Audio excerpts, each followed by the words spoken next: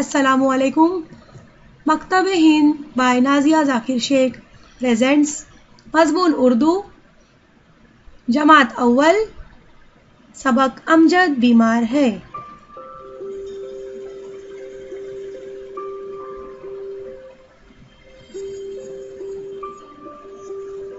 सबक की बुलंद ख्वानी।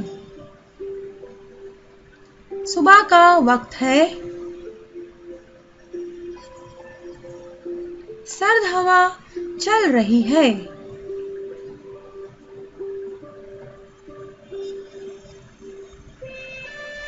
अमजद बीमार है।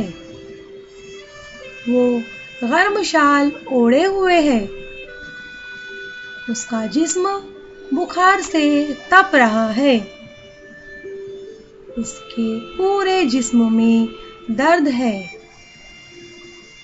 वो दर्द से बेचैन है।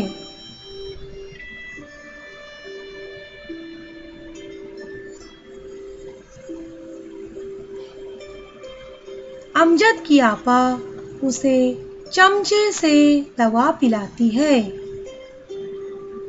अमजद कहता है, आपा आज मुझे स्कूल भी तो जाना है।